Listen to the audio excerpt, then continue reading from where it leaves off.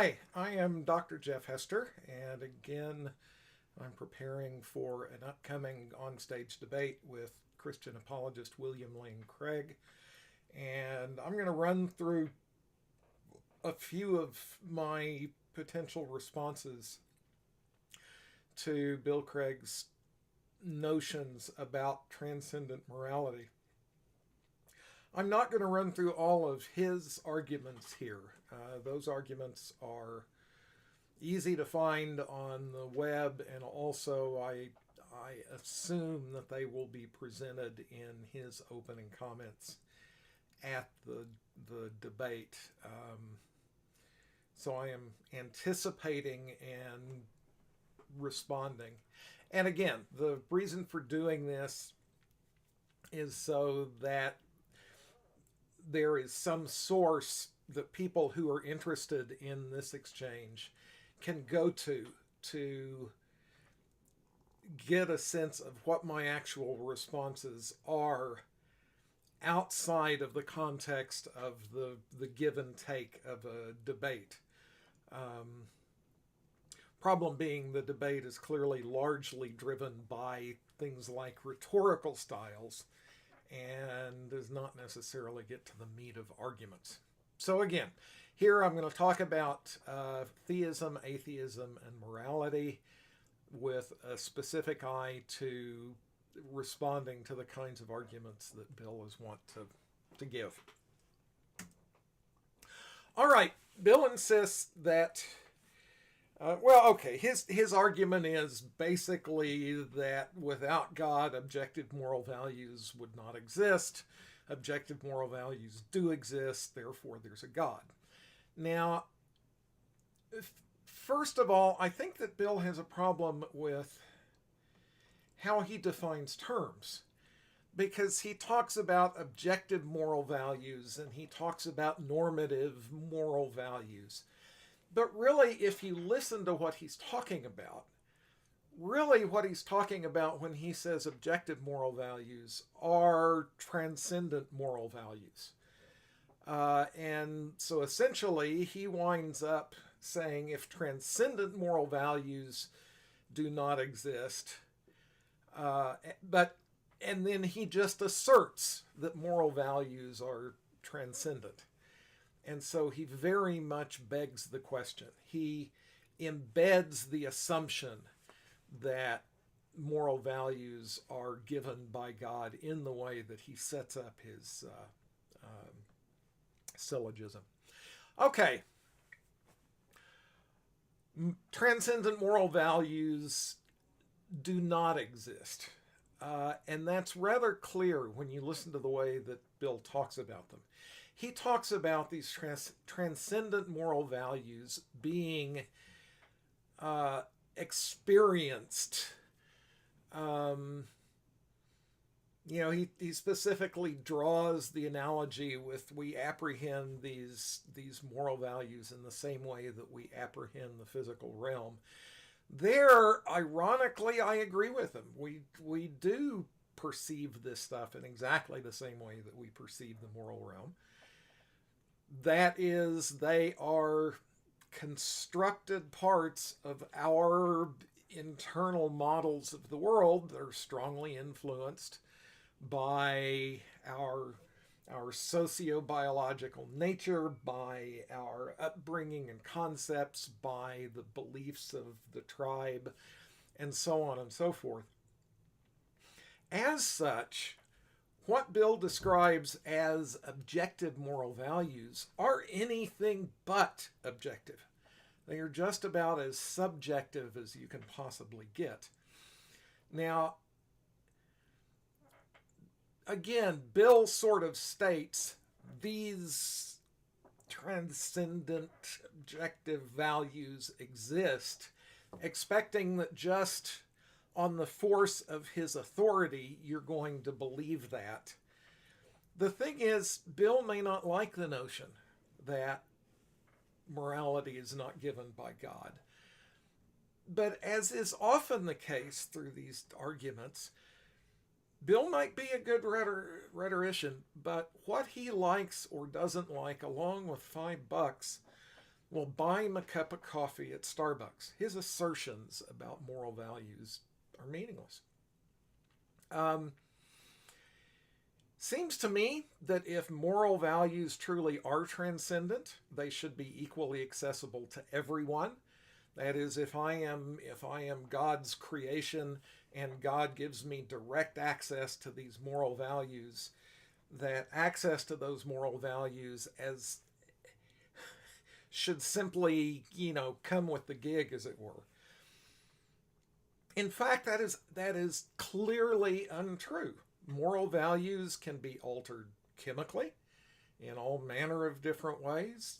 They're altered by recreational chemicals, alcohol, various drugs. They can be altered chemically on purpose. Moral values can be altered by physical manipulations. For example, you can use transcranial magnetic stimulation to suppress activity in some brain networks, and the response is that a person's moral sense, in a lot of contexts, kind of goes away. Now, this has all sorts of profound practical implications. What happens if you use TMS, turn off somebody's morals, give them a reason to go do something like rob a store, and then after the fact, all right, they robbed the store, and there's no remaining evidence that their brains had been mucked with? Are they responsible for that? I don't. That's the kind of question that comes up. But again, God-given morals, it doesn't make sense that you would be able to muck with them like that.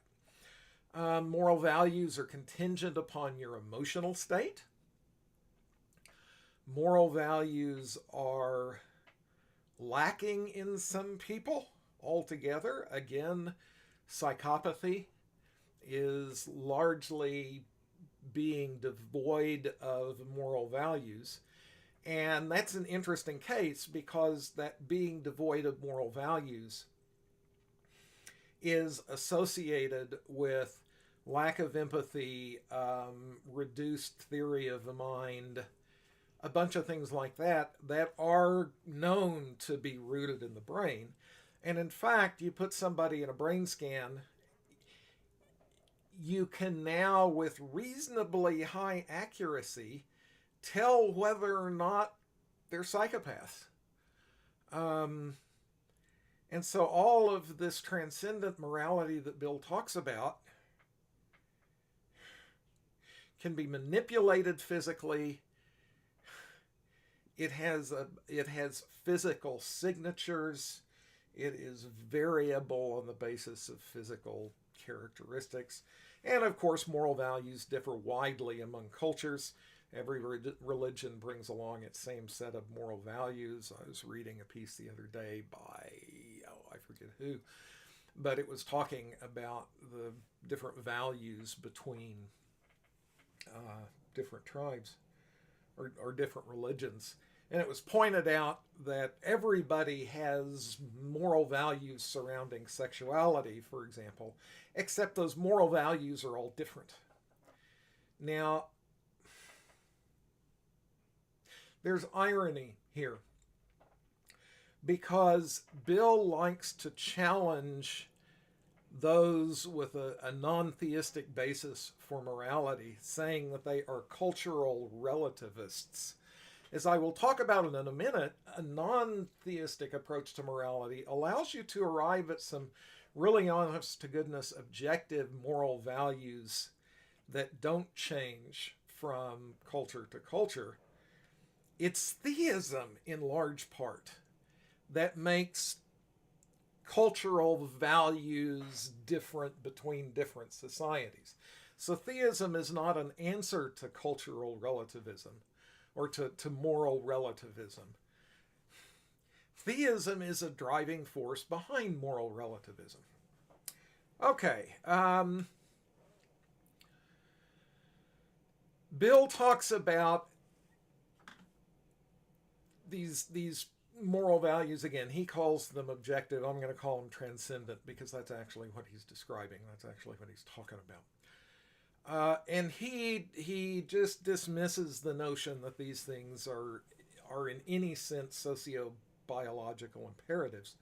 And yet, when you look at those emotions that he claims that we perceive, they have all of the fingerprints of socio-biological imperatives. Again, Bill explicitly says that our apprehension of moral values and duties is analogous to our apprehension of the physical realm. There I agree with him 100% again. As I discuss in my opening, and I'm sure will be discussed throughout the debate, our perceptions of the world, our conscious experiences of the physical realm, do not come from the physical realm to us. Rather, they are constructed by our brains on the basis of things like prior concepts and beliefs of our tribe and so on and so forth. And so there's nothing objective about them whatsoever. And so to the extent that Bill's right that our apprehension of moral values is analogous to our apprehension of the physical realm, he has just defeated his own case.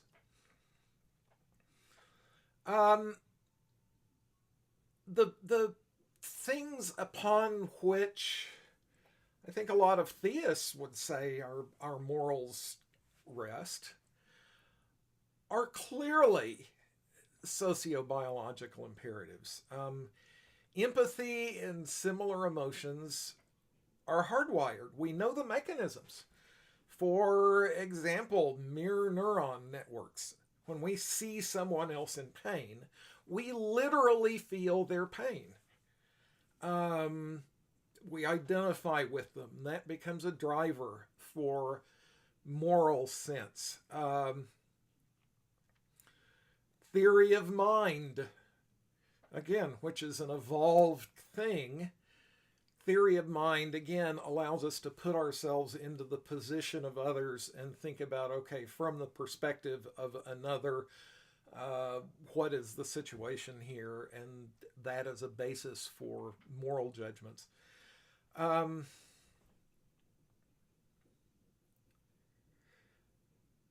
Another place that it's clear that sociobiology has its fingerprints all over what Bill talks about as these God-given moral values is the fact that our moral obligations scale or follow the extent to which others have an impact on our biological reproductive evolutionary success. Religion is largely about who's the in-group and here's the out-group. And we extend moral responsibility to our in-group in ways that we do not extend moral responsibility to our out-group. And that is especially true among theists. I mean, as someone who grew up Christian and actually has read the Bible a couple of times and so on and so forth, I look at the willingness of Christians to say, well, it's okay if we strip kids away from their parents and lock them up in cages and so on and so forth, because after all, those people are them. They're not us. They're them. They are out-group. And therefore, they are not obliged to any moral or ethical treatment. Muslims are not us. They are them.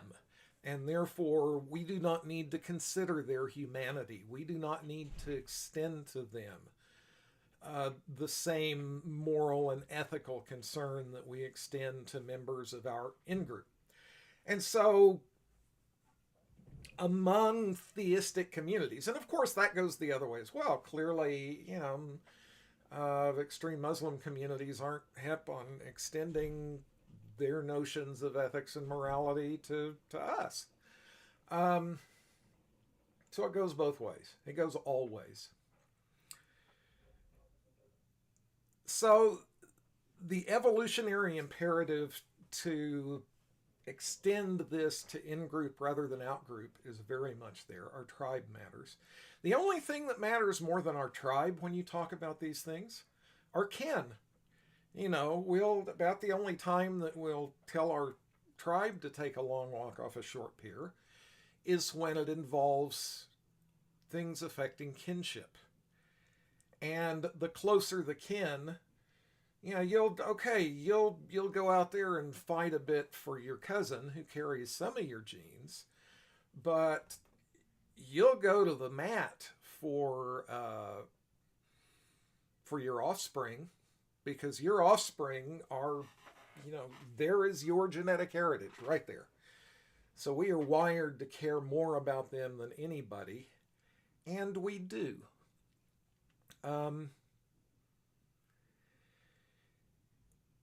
Another thing is that viewed from a survival standpoint, viewed from an evolutionary adaptive standpoint, morality comes into play in some circumstances, but not others. For example, from a sociobiological standpoint, if your tribe decides that we need to set aside morality and go do something, then we do it. We routinely kill, maim, commit genocide against others at the behest of our tribes, and not infrequently justify those acts on the basis of our theistic beliefs. And the list goes on and on and on and on.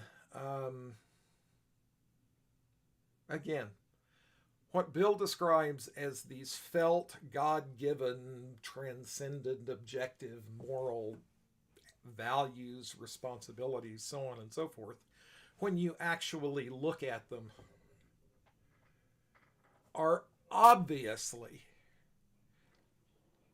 sociobiological in nature.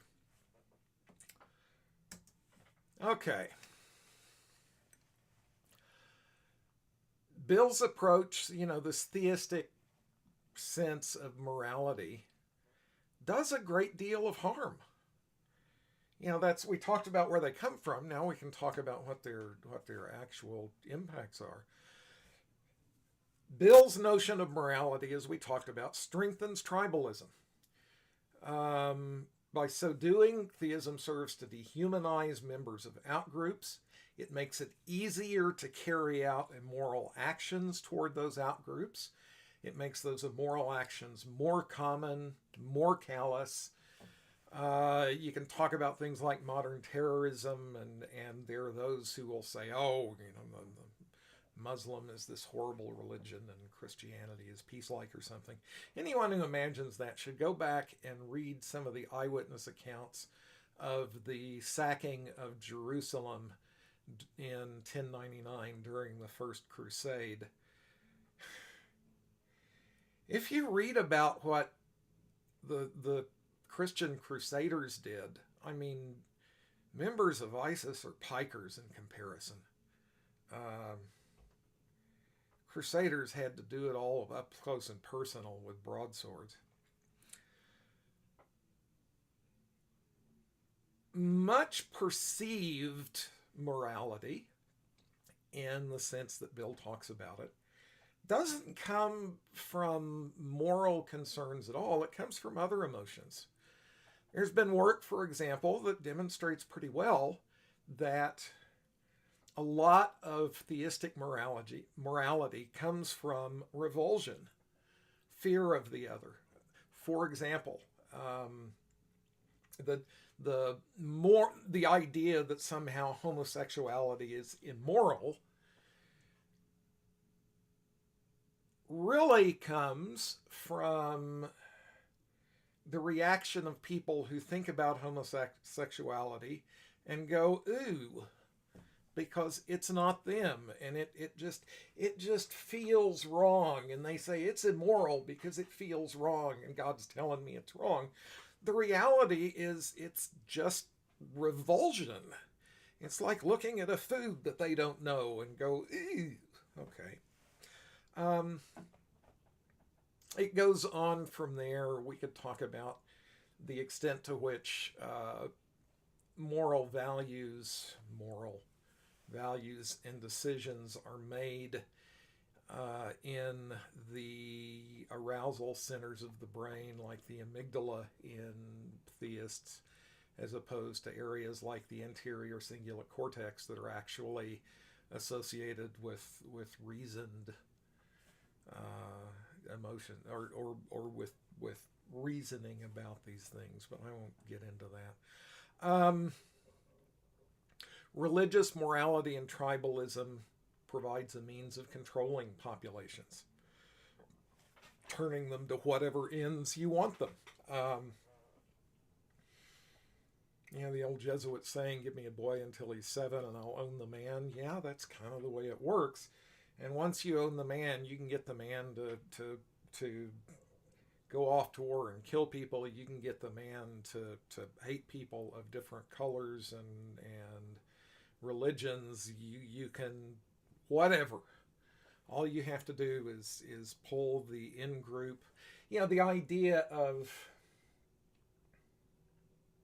people imagining that their religious belief is the reason they should not believe in global warming, as an example, is just absurd, obscene. Okay. There are a lot of profoundly immoral attitudes and practices fostered by theistic belief.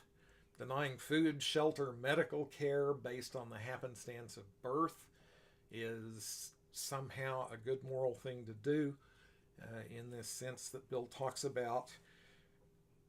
Theistic belief has been a source of prejudice and oppression based on gender, sex, race, religious beliefs, you name it. Again, this is more about in-group, out-group, and revulsion at the not familiar. Bill's notion of morality encourages people to abdicate their responsibility. Their responsibility. It's all in God's hands. There's somebody at the wheel. I don't need to take responsibility for this.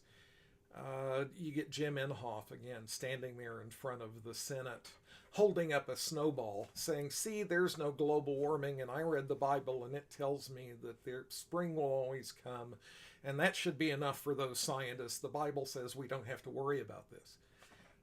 In the meantime, we head down a path that is going to, that actually poses an existential threat to our species. And so the extent to which theistic belief can cause us to ignore existential threats because some person's reading of Scripture says that we don't have to worry about that is profoundly immoral.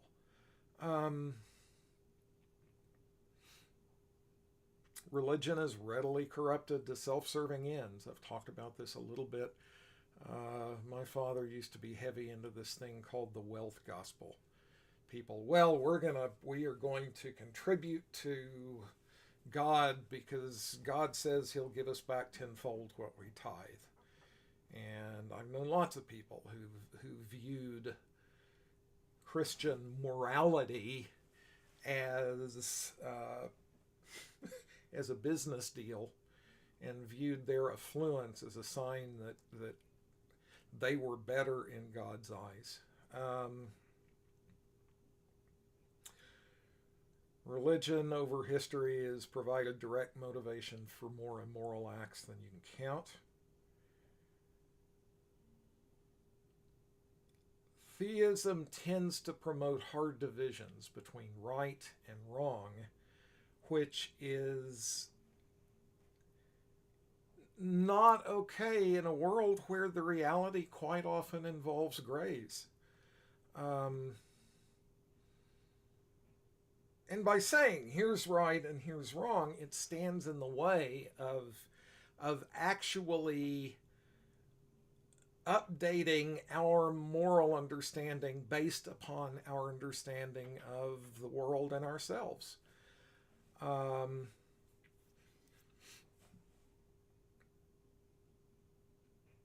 For example, as it came to be better understood that homosexuality is an expression of a biological circumstance, the obvious moral thing to do at that point is to say, all right, given that there's clearly no reason whatsoever to discriminate against others on the basis of something like homosexuality, and along come the theists who say, oh, no, if we want to hate those people, we should get to hate those people because God hates those people. That's not okay. Right now, we have a federal task force on religious liberty that was formed in association with dominionists, a bunch of people who want to see essentially the Christian version of Sharia law imposed in the United States. This thing was championed by Jeff Sessions, and it is there, and I quote, to fight the dangers of secularism. Boy, nothing like being public enemy number one. The morals that actually emerged from Bill's notion of morality, I used to joke that folk on that side of the spectrum would talk about family values. Yeah, Manson family values. On the flip side of that, if you look at non-theistic moral values, they truly can be made objective because you really can look at it and ask those questions. Now, sociobiology provides a basis for a bunch of those as well. There are factors like empathy and theory of mind and such things that provide a good start toward morality. And non-theistic formulations of objective morality exist. Once you acknowledge that, okay, I have empathy for others, I understand that others have experienced the world as I do, therefore I have a moral obligation to them. One interesting way, and I forget the name off the top of my head of who it is that first proposed this, but the idea is that if you were going to be placed into a society, but had no clue as to who you were going to be in that society, then you could ask, how would you want that society to be structured? That's actually a pretty good basis for an objective moral values that are objective in the sense that they do not depend just on my particular perspective based on my particular circumstances. So that's honest to goodness objectivity, completely unlike theistic moral values. Non-theistic approaches to morality require definition of terms. They actually require to think of what you mean by things being moral and ethical, instead of just that this is moral or not because I feel it. I experience this. God tells me these things and I know. Non-theistic approaches require you to actually think about what you mean when you make statements. And because they have to be grounded in that kind of understanding, that kind of careful thought, it means that you know how to work within them when looking at situations that are more nuanced than just, hey, this is black and white.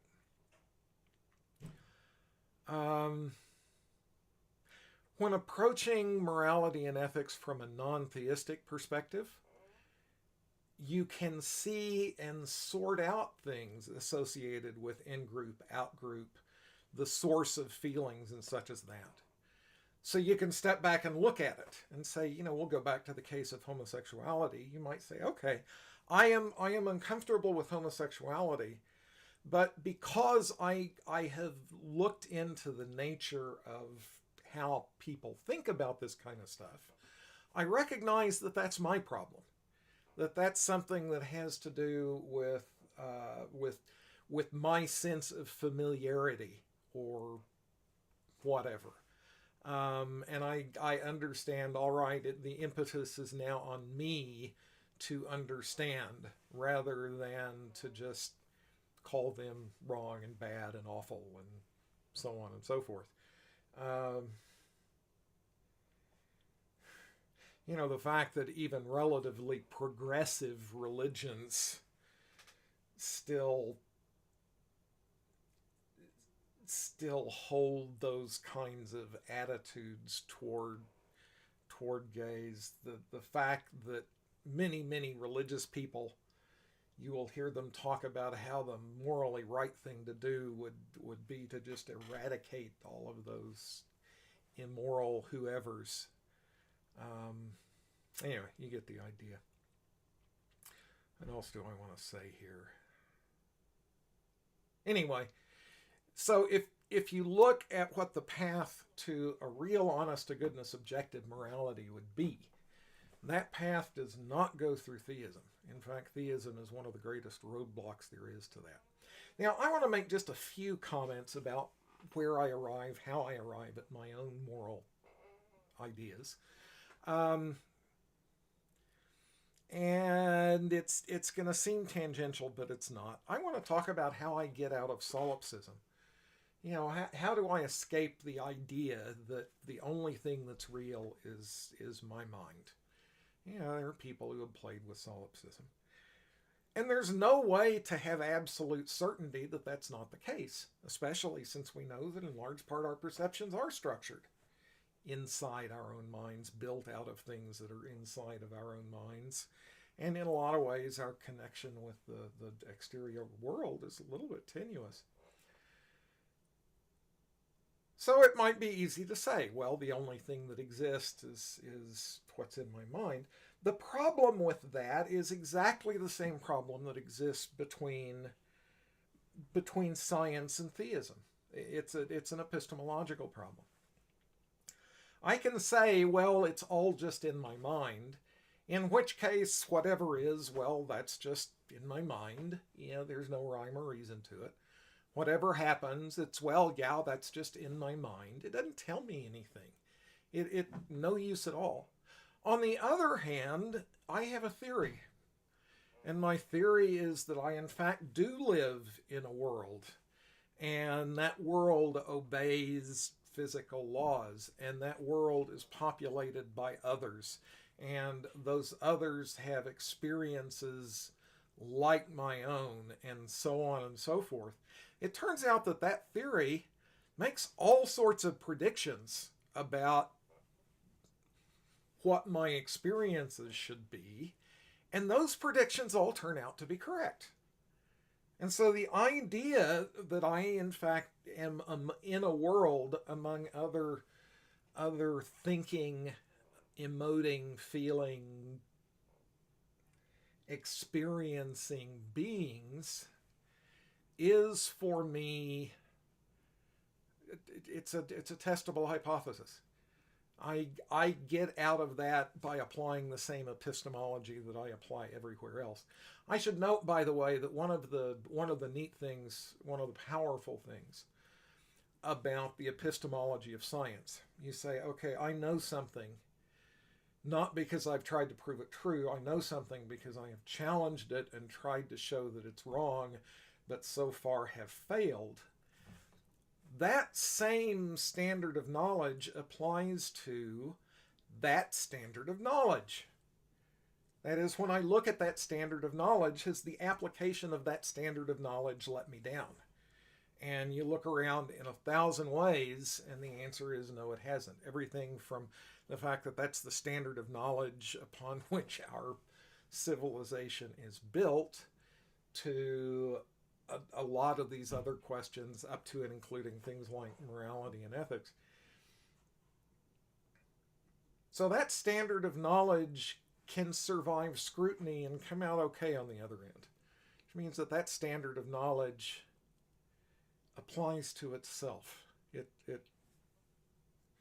You don't have to get outside of that to have a justification for that standard of knowledge. So anyway, with that said, that's how I get out of solipsism. Once I've done that, I am now in that position of acknowledging, all right, that means that other people truly are, that their experiences are as significant as my own, and so on and so forth, which then leads me back in the direction of, essentially the golden rule, ironically, that I cannot expect them to behave morally toward me if I am unwilling to behave morally toward them, and that morality means a respect for the significance of their experience, which is kind of what any sort of reasonable objective morality tends to come down to. I'll end with a story. We have 3 grown daughters. And, we didn't raise them saying, you're atheist. We just, we didn't raise them in the church. And we talked about this kind of stuff. And so for years, it was common at the dinner table to talk about, all right, what actions are okay and what actions are not okay. And why is that? And what would the consequences be, both for you and for others, and so on and so forth. And then when they got old enough, up into their teens, they all 3 reported having friends who were theists of various flavors. First of all, discriminating against them.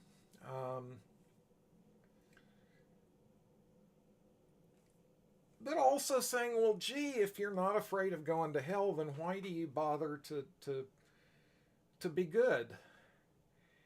And that dumbfounded them. Surrounded by these people who think the only reason to be moral or ethical is because if you're not, God's going to send you to hell. And they'd say, well, actually, I understand my morality. I understand my ethics. I understand why these things are not okay and these things are. And I understand how to think about that. And so from personal experience,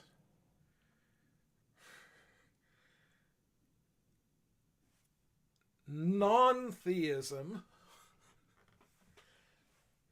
is a path that can lead to far more profoundly felt, understood, and acted upon objective morality than you find in theism. Anyway, I think that was probably way long. I know that Bill Craig considers this to be sort of his go-to argument. This is kind of at the core of what he imagines is how we know God. And I look at the whole thing and I look at the structure of his argument and I just shake his head, because as with most of his arguments, in every way that I can see, he just gets it ass backwards.